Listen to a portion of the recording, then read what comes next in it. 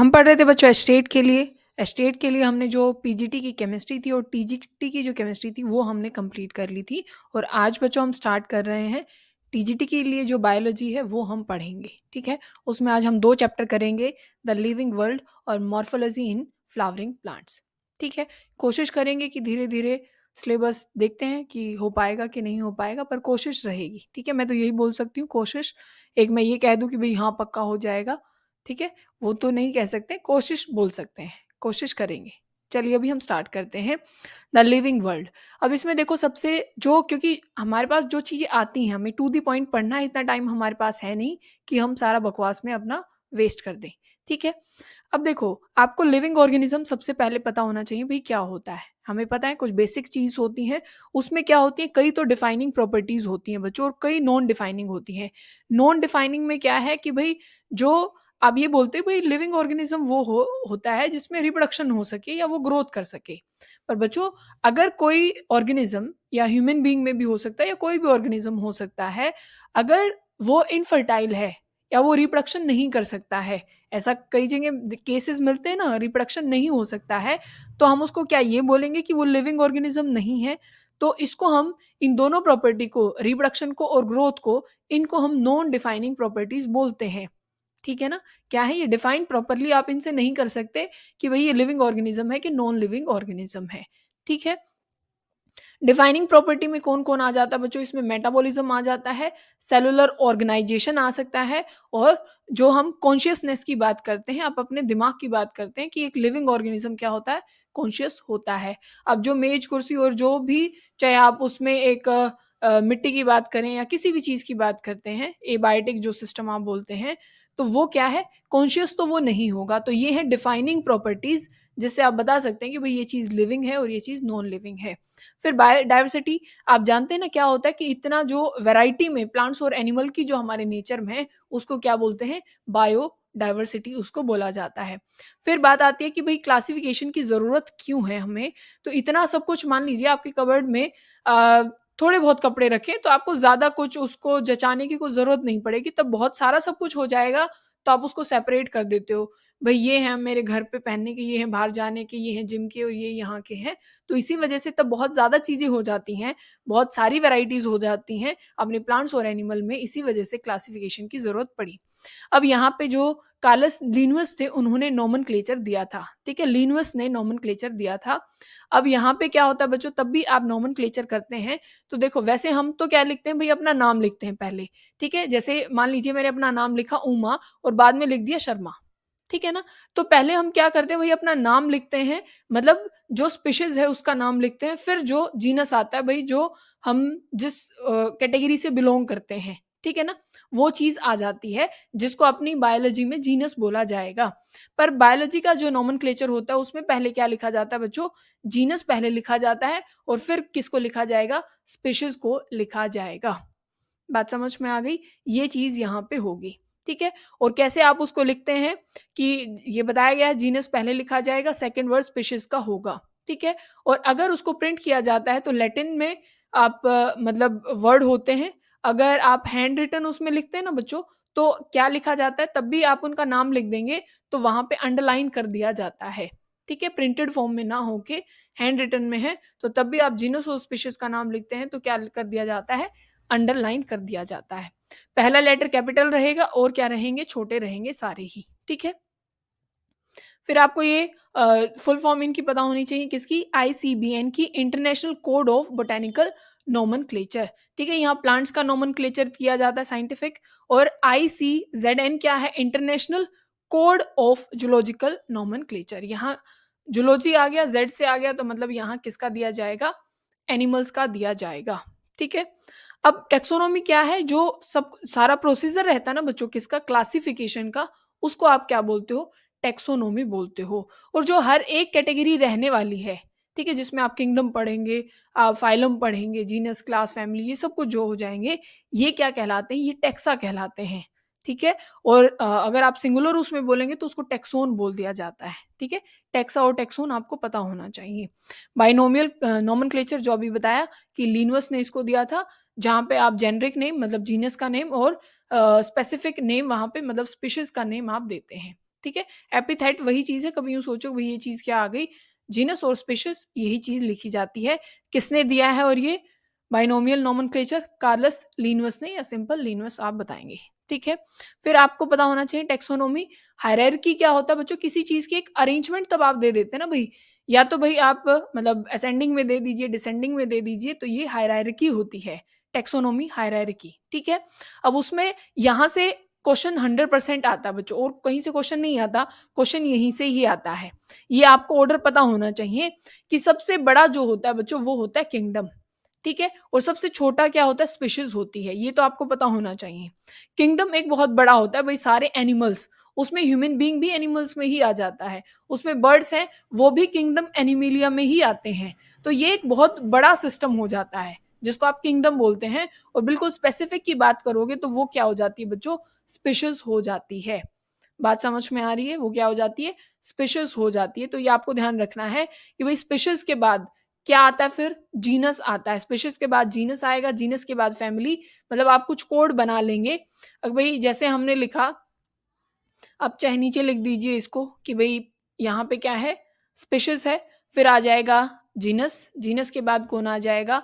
Family, family के बाद यहाँ पे ऑर्डर, ऑर्डर के बाद क्लास, और फिर यहाँ पे आ जाता है फाइलम।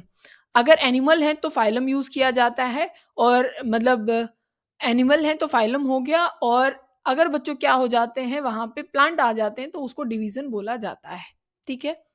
समझ में आ गई ना बात? ये चीज़ भी आपको ध्यान रखनी है। अगर प्लांट्स हैं तो आप क्या लिखोगे वहाँ पे? डिवीज़न, और अगर वहाँ पे एनिमल्स हैं तो आप क्या लिख देंगे? फाइलम लिख देंगे। ठीक है? बोलो। अब देखो, आपको क्या चीज़ ध्यान रखनी है, यहाँ पे ये पी भी लिख सकते हैं और यहाँ पे आप डी भी लिख सकते हैं।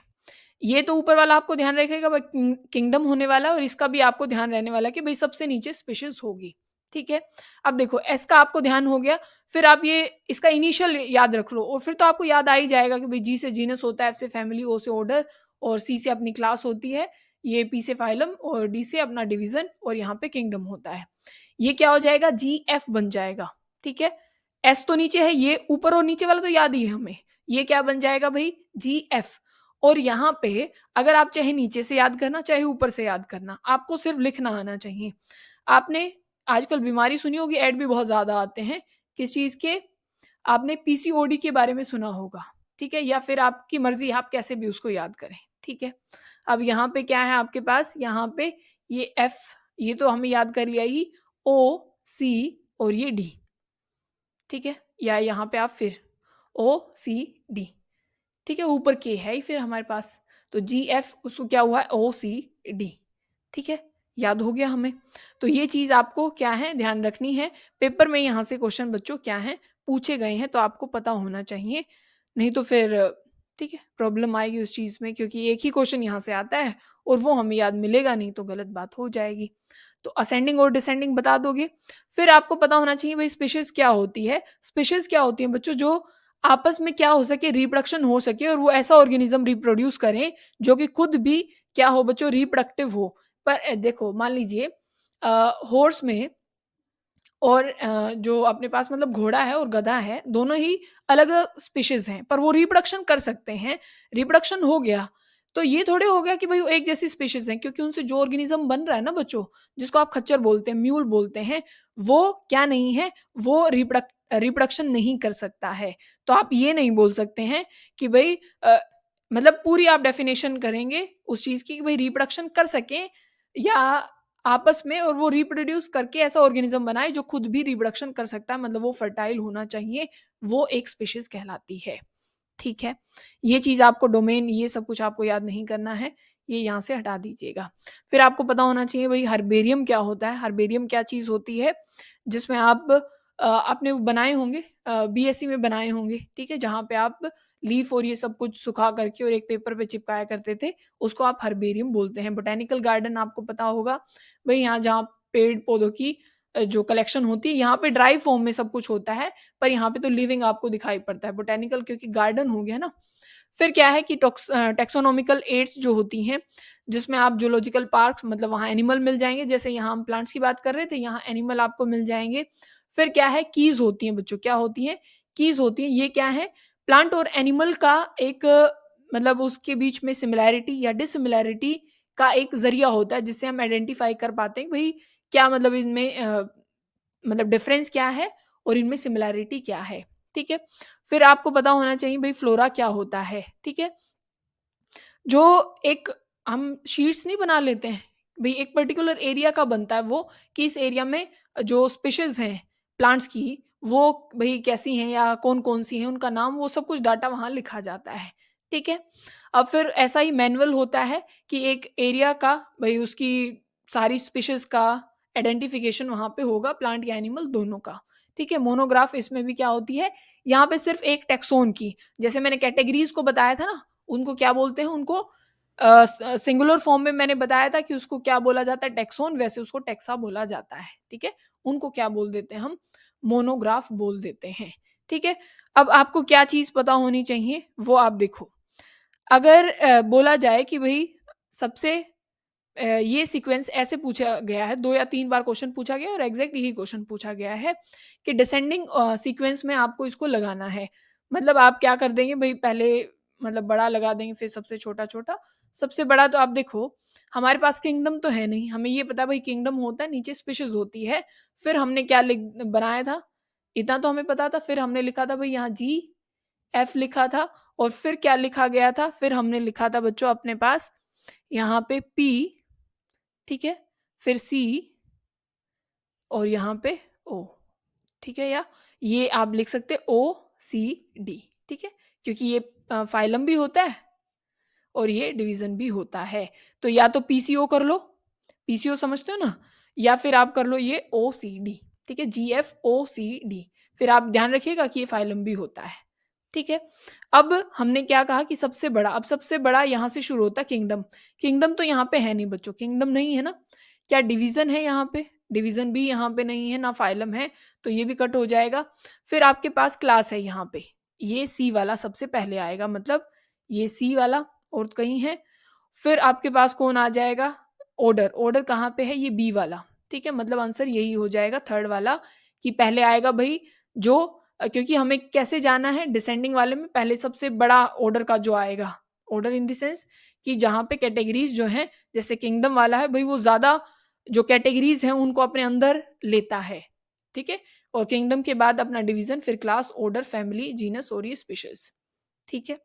ऐसे आपको याद रखना है, तो आप समझ गए होंगे कि ये सबसे क्या आएगा, डी वाला तो लास्ट में आना ही था स्पीशीज़, तो इससे भी आप निकाल सकते थे। आपको और कुछ याद नहीं होता तो इससे तो निकाल ही सकते थे, ठीक है ना?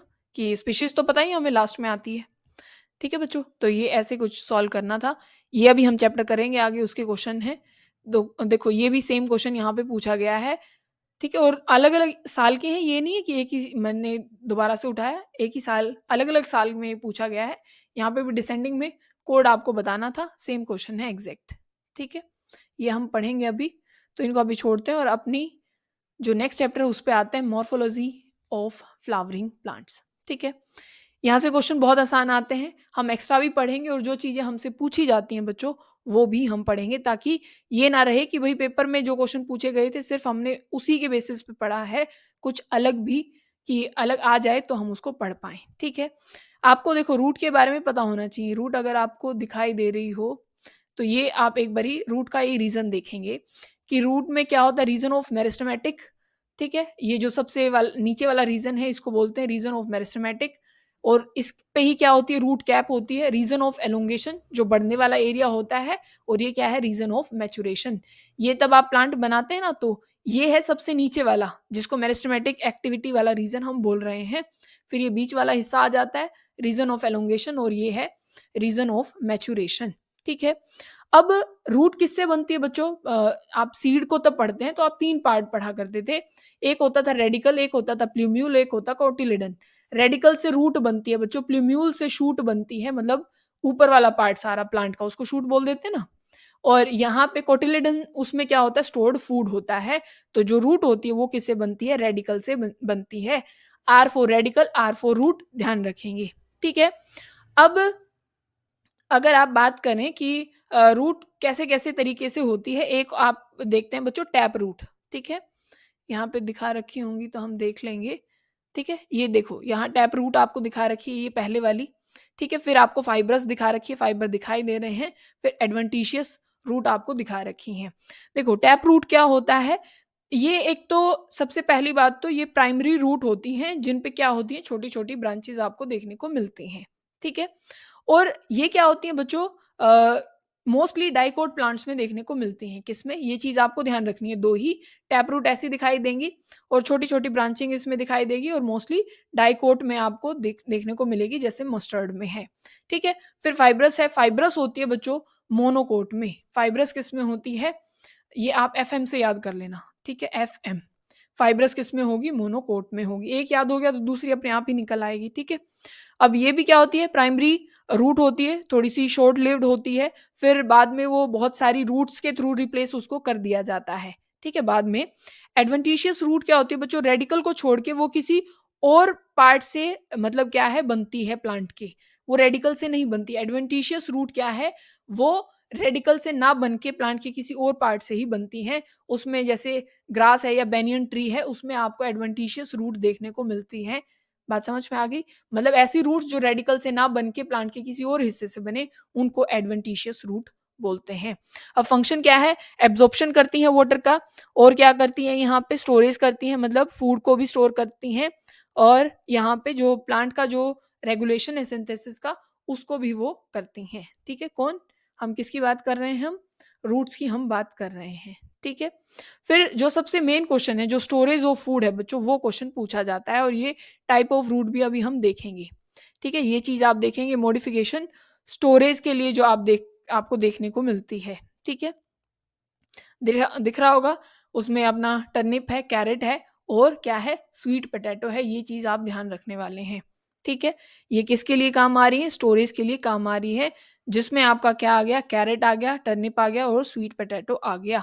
मतलब आप कुछ बना लीजिए इसे सीटी ये अपना क्या हो जाएगा? कैरेट हो जाएगा, टर्निप हो जाएगा और इसको स्वीट पोटैटो अब इससे देख लीजिए कुछ बन रहा है? सीटी या तो आप पी बना लेना। सीटी, एसपी।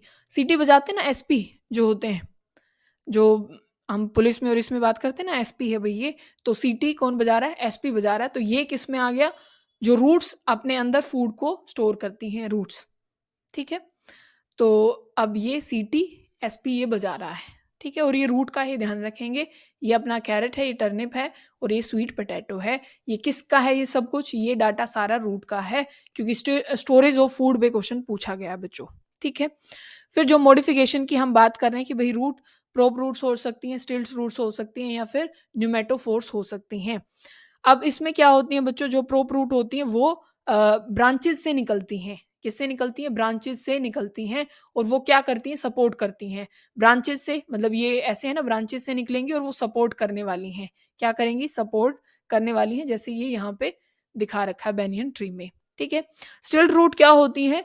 जैसे शुगर केन में निकलती हैं। किससे निकलती हैं? जो अपना अ, रूट्स को वैसे सपोर्ट करने का काम करती है। मान लीजिए पूरा जो अपना शुगर केन है, शुगर केन सबने देखा होगा, तो उसके स्टेम में से छोटे-छोटे मतलब पार्ट्स निकल रहे होते हैं ऐसे-ऐसे, ठीक है? वो थोड़ा-सा रूट को सपोर्ट करने के लिए ऐसा होता है और मेज़ में भी होता है।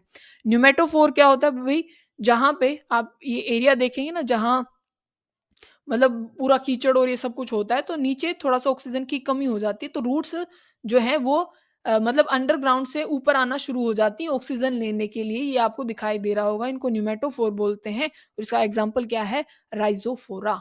क्या है बच्चों? राइज़ोफ़ोरा। यहाँ पे आपको यही चीज़ें ध्यान रखनी है, ठीक है? फिर बात आ जाती है स्टेम की। स्टेम में क्या है बच्चों? स्टेम होता है ये प्लूम्यूल से बनता है। किससे? प्लूम्यूल से और स्टेम में एक नोड होता है और एक इंटरनोड होता है।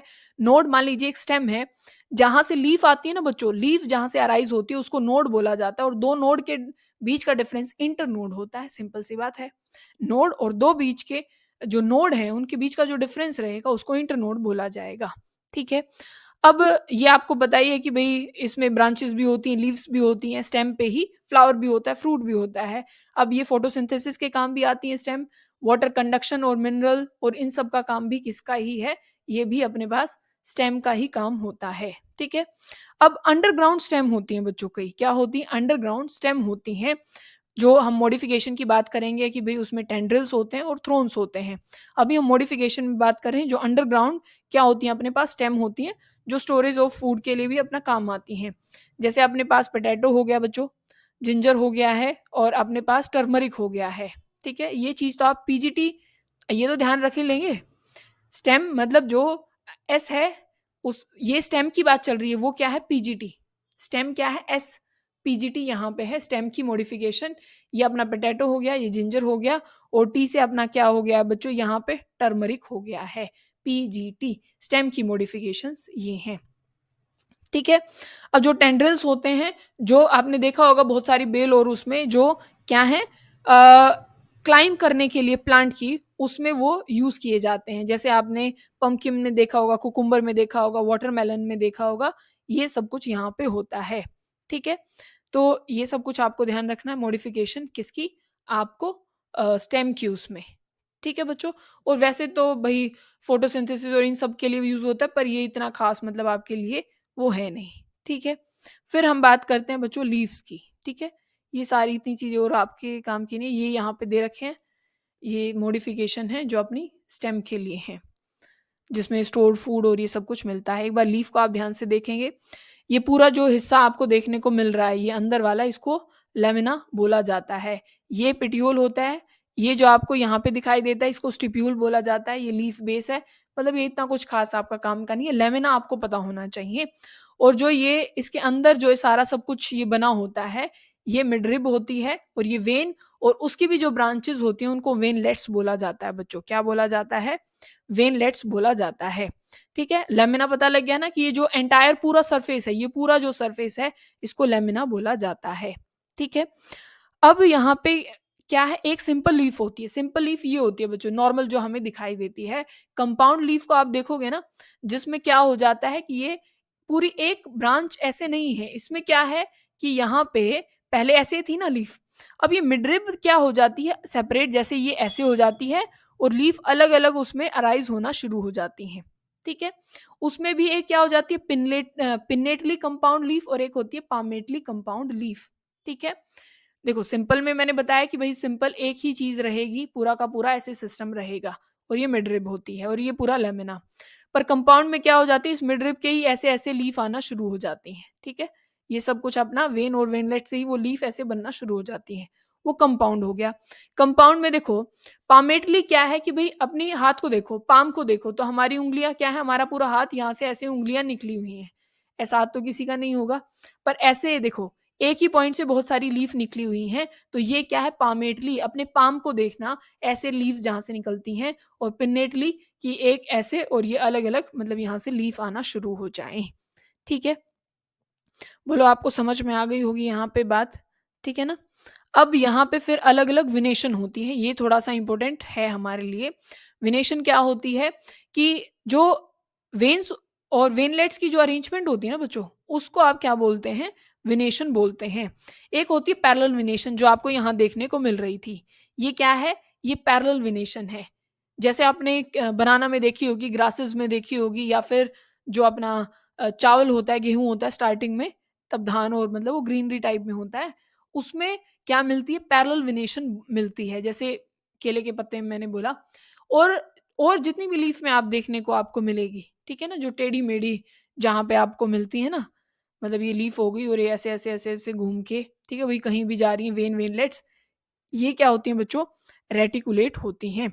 और पैरेलल वेनेशन जहां जहां मिलती हैं वो सारे प्लांट्स मोनोकोट होते हैं बच्चों, मोनोकोट होते हैं। मतलब चाहे अपना गेहूं हो गया या फिर अपना ये बनाना हो गया, जहां जहां ग्रासेस हो गई, ये मोनोकोट हैं जहां भी पैरेलल वेनेशन देखने को मिलती है।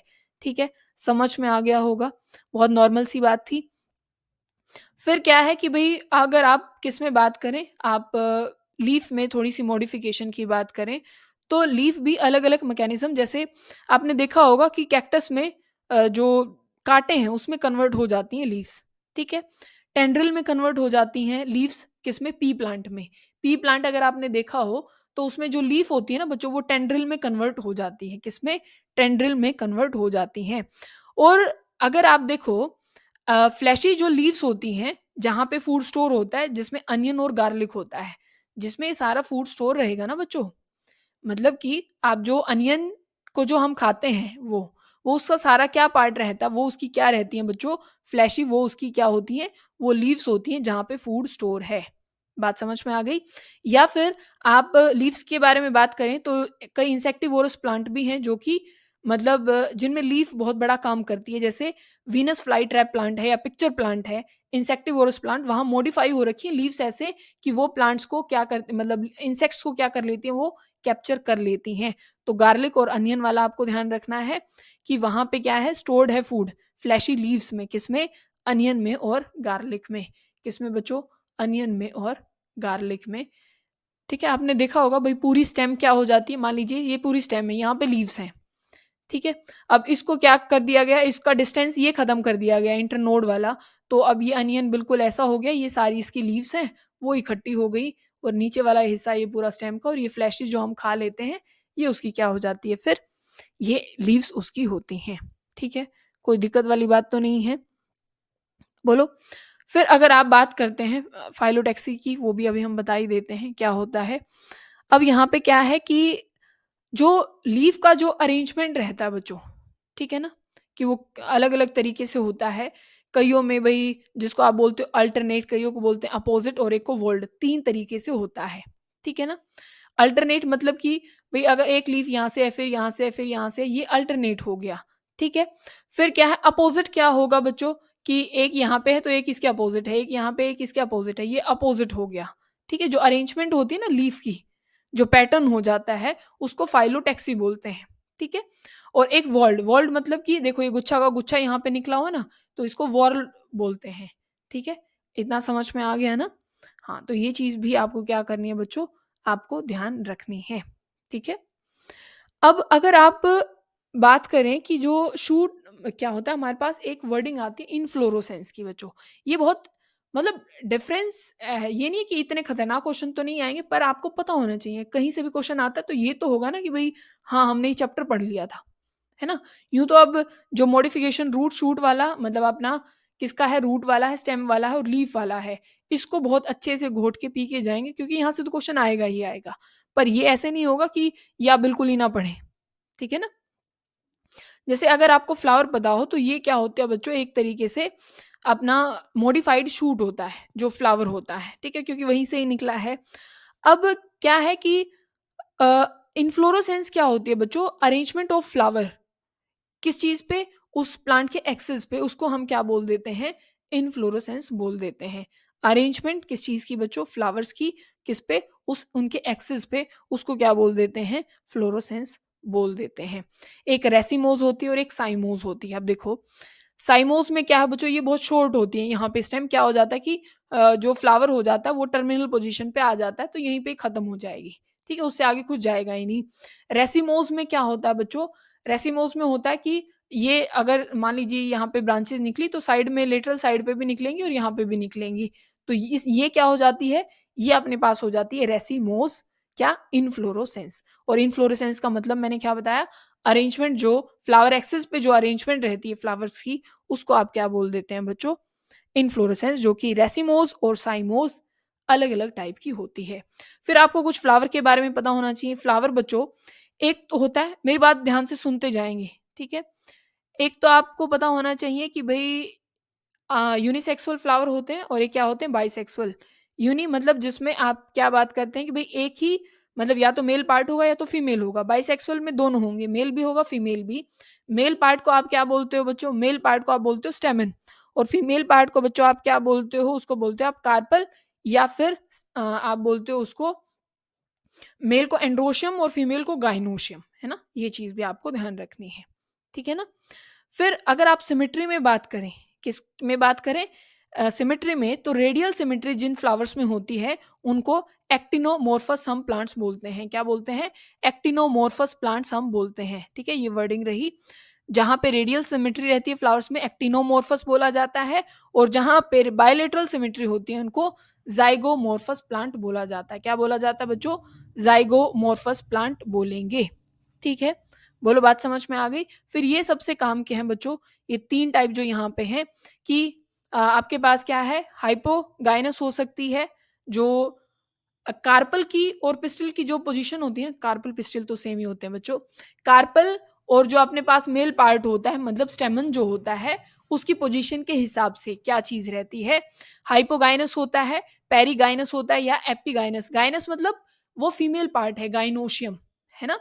तो वो हाइपोगाइनस हो सकता है, पेरिगाइनस या इपिगाइनस हो सकता है। इपिगाइनस में क्या होता है बच्चों, ये फीमेल पार्ट बिल्कुल अंदर रह जाता है और बिल्कुल एनक्लोज्ड हो जाता है, ठीक है? इसमें इंफीरियर ओवरी होती है, क्या होती है? इंफीरियर फीमेल पार्ट होता है। पर आप क्या बोलते हैं, हाइपोगाइनस में जहाँ पे जो फीमेल पार्ट होता है, मतलब जो अपना कार्पल रहेगी या जिसको हम पिस्टल भी बोल सकते हैं, वो सुपीरियर रहती है, वो ऊपर बिल्कुल पार्ट रहेगा, हाईएस्ट पोजीशन ऑक्यूपाई करता है, किसमें? हाइपोगाइनस में। पेरिगाइनस में सेंटर पार्ट कवर करता है, इन दोनों, पेरी में सेंटर में रहेगा, हाइपो में सबसे ऊपर रहेगा मतलब सुपीरियर, इंफीरियर किस में रहेगा बच्चों? ये अपना एपिगाइनस में रहेगा, ठीक है? इपिगाइनस में, ठीक है? अब यहाँ पे वैसे आप एग्ज़ाम्पल देखेंगे तो हाइपो में यहाँ पे चाइना रोज़ होता है, मस्टर्ड होता है और ब्रिंजल होता है, ठीक है? बीएमसी से आप याद रख सकते हैं। और अगर आप मतलब यहाँ पे सुपीरियर ओवरी रहेगी, इंफीरियर वाली किस में रहेगी बच्चों? गवावा में और कुकुम्बर में, ठीक है? इतना ही आपको ध्यान रखना है, ज़्यादा आपको वो कुछ करने की ज़रूरत नहीं है, ठीक है? इतनी बात समझ में आ गई है। अब आपको और क्या-क्या चीज़ें समझनी है, जो और मैंने बताया कि फ्लावर की अगर आप बात करें तो फ्लावर के अलग-अलग पार्ट रहते हैं बच्चों। जैसे androecium male part, female part gynoecium होता है। क्या होता है? गाइनोशियम। एक होता है कोरोला, एक होता है कैलिक्स। कोरोला क्या होता है बच्चों? कोरोला होता है जो कि अपना पेटल्स का ग्रुप होता है, उसको आप क्या बोलते हो? कोरोला बोलते हो। और कैलिक्स किसको बोलते हो बच्चों? जहाँ पे सेपल्स होती हैं। क्या होती हैं? सेपल्स। अगर सेपल्स बिल्कुल इकट्ठी जुड़ी हुई हैं, क्या हैं? इकट्ठी हुई हैं, डिफरेंस उनमें नहीं है, ठीक है? एक तो अलग-अलग हों, ठीक है ना? मतलब फ्री हैं, तो उसको पॉलीसेपेलस बोला जाता है। क्या बोला जाता है? पॉलीसेपेलस। अगर वो यूनाइटेड हैं, बिल्कुल जुड़ी हुई हैं, तो उसको गैमोसेपेलस बोला जाता है, ठीक है? कोरोला मैंने क्या बोला? पेटल्स के ग्रुप को बोला जाता है कोरोला, वो भी गैमोपेटैलस हो सकती है या पॉलीपेटैलस हो सकती है।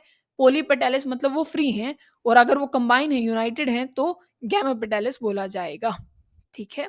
फिर मैंने एंडोशियम, एंडोशियम मेल पार्ट मतलब स्टेमन को बोला जाता है और वो फिलामेंट और एंथर से बनता है बच्चों। बाइलोब्ड होता है, तब भी आप एंथर को ऐसे बनाते हैं ना, ऐसे होता है ना, और यहाँ पे फिर ये बाइलोब्ड होता है, एक लोब ये, एक लोब ये, ठीक है? अंदर फिर आपको क्या मिल जाएँगे? पोलन ग्रेन मिल जाएँगे। स्टेराइल स्टेमन को, स्टेराइल मतलब कि जो फर्टाइल नहीं होता, स्टेराइल स्टेमन को क्या बोला जाता है? स्टेम नोड बोला जाता है, स्टेमी नोड, ठीक है? और रिप्रोडक्टिव ये मेल पार्ट है, किस मेल का रिप्रोडक्टिव पार्ट ये होता है गाइनोशियम, ये आपको समझ में आ ही रहा होगा कि फीमेल पार्ट है। स्टिग्मा, स्टाइल और ओवरी होते हैं। और फिर कार्पल है। कार्पल क्या हो सकता है बच्चों? फ्री हो सकती है या फिर वो कैसी हो सकती है? एक मतलब जुड़ी हुई हो सकती है। अगर वो फ्री है बच्चों तो एपोकार्पस होती है। फ्री होगी तो एपोकार्पस, और अगर वो क्या है, यूनाइटेड है, तो सिनकार्पस उसको बोला जाएगा। ठीक है? बोलो। फिर एक आपको सिर्फ टर्म ध्यान रखनी है, एस्टिवेशन उसको बोला जाता है, एस्टिवेशन। एस्टिवेशन क्या है? जो मोड ऑफ अरेंजमेंट होता है सेपल्स और पेटल का, ठीक है? सेपल और पेटल का जो अरेंजमेंट होता है उसको आप क्या बोलते हैं? एस्टिवेशन बोलते हैं, ठीक है? और सेपल और पेटल को मिला के आप क्या बुलाते हो बच्चों? टेपल बोलते हैं या फिर पेरिएंथ बोलते हैं। सेपल पेटल को मिला देते हैं, जोड़ देते हैं, तो टोटली या तो फिर उसको टेपल बोलते हैं या फिर पेरिएंथ बोलते हैं। तो ये चीज़ भी आपको मतलब पता होनी चाहिए, ठीक है? फिर अगर आप इनमें ये अरेंजमेंट होती है कि सेपल और पेटल मतलब अरेंज्ड कैसे हैं, ठीक है? तो ये होती है बच्चों पहली वेलवेट टाइप। देखो कैसी है कि भई ऐसे अरेंज कर रखा है सिंपल, ठीक है? कोई उसमें नहीं है। ये क्या है? सिंपल अरेंज्ड है भई, एक के बाद एक जोड़ रखी है, ये वेलवेट टाइप है।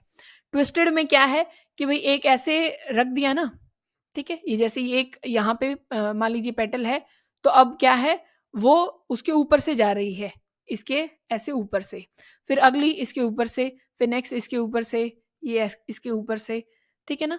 तो ऐसे ये क्या करती जाएँगी, ये इसके ऊपर और ये नीचे पहुँच जाएगी।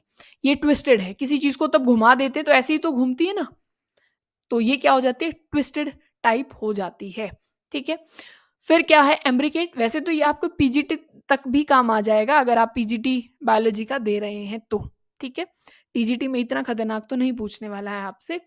फिर क्या है, एम्ब्रिकेट आपके पास आ जाती है, ठीक है, ये आपको याद करने की जरूरत नहीं है। जो अपने पास वैक्सिलरी है, इसमें आप देख सकते हैं भाई सबसे बड़ी वाली ऐसे ऊपर होती है, फिर उसके अंडर में रहेगी, फिर और जो नीचे रहेंगी वो भी उसके अंडर में रहने वाली है, ठीक है, ये वैक्सिलरी है, ठीक है। ये क्या है, एस्टिवेशन हमने पढ़ा है बच्चों, ठीक है, समझ गए होंगे, कोई दिक्कत वाली बात तो नहीं है, बोलो। फिर आप मतलब प्रेजेंटेशन पढ़ सकते हैं, जो ओव्यूल की अरेंजमेंट होती है ओवरी के अंदर, ठीक है, ये आपको दिख रही होगी, किसकी, जो किसकी अरेंजमेंट बोल रहे हैं हम बच्चों, ओव्यूल की अरेंजमेंट किसमें, ओवरी में, ठीक है। ओव्यूल से बनता है बच्चों सीड, ध्यान रखेंगे, ओव्यूल से क्या बनता है, सीड, और ओवरी से क्या बनता है, फ्रूट बनता है। ओव्यूल से सीड बनता है, ओवरी से फ्रूट बनता है, ठीक है, आ रहा है समझ में। तो प्लेसेंटेशन इसकी अरेंजमेंट होती है, किस किस टाइप की होती है, मार्जिनल होती है, बिल्कुल मार्जिन से तब निकलते हैं ये जो सीड्स हैं, क्योंकि ओव्यूल से सीड बनता है। और बिल्कुल अगर आप किसकी बात करते हैं, अपना एक्सियल की बात करते हैं, तो जो ओव्यूल है, ओवरी इसमें क्या होती है, मल्टी लोक्यूलर होती है, ठीक है, अलग अलग है ना, तो इसके किससे निकलती हैं, ये सेंटर वाले पार्ट से निकलती हैं, इसको क्या बोलते हैं, एक्सियल बोलते हैं। फिर पेरेंटियल होती है, पेरेंटियल मतलब जो लेयर से निकलती है ना, साइड वाली लेयर से, इसको क्या बोल देते हैं, पेरेंटियल एस्टिवेशन। और फिर अपने पास क्या आ जाता है बच्चों, फ्री सेंट्रल, बिल्कुल सेंटर से जो निकलती है, ठीक है, ये बिल्कुल सेंटर से जो फ्रीली निकल रही है। और ये क्या हो जाती है, बेसल टाइप में, जो बिल्कुल बेस से अराइज होती हैं, कौन, ये ओव्यूल की अरेंजमेंट है, किसमें, विद इन ओवरी, ठीक है, बोलो समझ में आ गया। फिर आपको पता होना चाहिए सीड के बारे में बच्चों, ठीक है, देखो सीड मैंने पहले भी बताया था कि जो सीड होता है वो किससे बनता है, पहली बात तो ओव्यूल से बन रहा है, ठीक है, सीड में सीड कोट होता है, और सीड कोट की दो लेयर होती है, एक टेस्टा होती है और एक टैगमन होती है बच्चों, ठीक है, सीड में आप दो ये बात करते हैं कि आउटर क्या होती है बच्चों, टेस्टा लेयर, और जो इनर वाली होती है वो टैगमन होती है। मन अंदर होता है ना, इससे याद रखिएगा कि इनर लेयर को क्या बोला जाता है, टैगमन बोला जाता है। आप स्ट्रक्चर देख सकते हैं, ये डाइकोट जो सीड होता है उसकी ये स्ट्रक्चर होता है, इसमें कौन कौन, सीड कोट होता है, टेस्टा और टैगमन मैंने बताया, इसमें हीलियम होता है, और ये माइक्रोपाइल होता है जो इसके ऊपर आपको लेयर देखने को मिलेगी, ठीक है। ये एक स्कार टाइप होता है, हीलियम स्कार टाइप एक किस्म से होता है, किसके ऊपर, अपने सीड कोट के ऊपर, ठीक है। और हीलियम के ऊपर छोटा सा जो पोर होता है उसको माइक्रोपाइल बोलते हैं, ठीक है। जो भी डाइकोट प्लांट्स होते हैं उन्हीं की क्या होते हैं बच्चों, डाइकोट सीड होते हैं, और यहाँ पे दो कोटिलेडन होते हैं, इसी वजह से आप इनको क्या बोलते हैं, डाइकोट प्लांट बोलते हैं। मोनोकोट जिसमें भाई एक ही होगा, पर ध्यान रखिएगा मोनोकोट प्लांट में कोटिलेडन को क्या बोला जाता है, स्क्यूटेलम बोला जाता है, ये चीज आप ध्यान रखेंगे, वहां उसको कोटिलिडन नहीं बोला जाता, स्क्यूटेलम बोला जाता है, ठीक है। और जो एंडोस्पर्मस जो पार्ट होता है वहां पे, मतलब वैसे तो ये एंडोस्पर्मिक होती है, एंडोस्पर्म प्रेजेंट होती है, एंडोस्पर्म क्या है, प्रेजेंट होती है, पर एक दो प्लांट्स ऐसे हैं जहां पे प्रेजेंट नहीं होती है। इसमें देखो स्क्यूटेलम इसको बोला गया, प्लूम्यूल और रेडिकल है ना, उसकी ऊपर वाली लेयर को क्लियोप्टाइल बोला जाता है, और रूट की जो लेयर है उसके ऊपर इसको कोलियोराइजा बोला जाता है, ठीक है।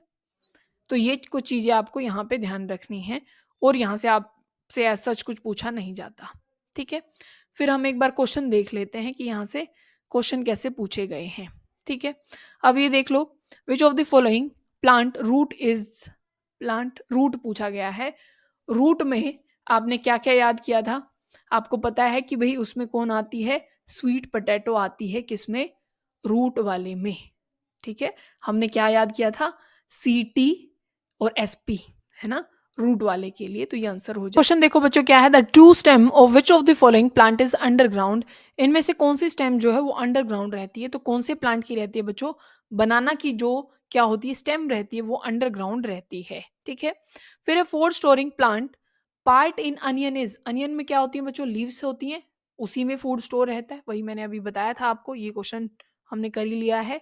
फिर ये देखो, विच of the following is not an example of modified underground stem, stem के लिए हमने क्या याद किया था, स्टेम के लिए हमने याद किया था PGT, मतलब पोटैटो, जिंजर, टर्मरिक, बच क्या गया बच्चों हमारे पास, ग्राउंड नट, तो यही इसका, इसने नोट ही तो पूछा है, तो ये इसका आंसर हो जाएगा। तो ऐसे क्वेश्चन यहाँ से पूछे जाएँगे, ठीक है? ऐसे ही क्वेश्चन पूछे जाते हैं। तो 2 चैप्टर हमने यहाँ पे कंप्लीट कर लिए हैं और एक बार आपको इसको एनसीईआरटी से पढ़ लेना। जो मैंने चीज़ें बताई हैं मॉडिफिकेशन वाला बार-बार वहाँ से पूछा जाता है, तो आप उसको ध्यान से पढ़ लेंगे, ठीक है?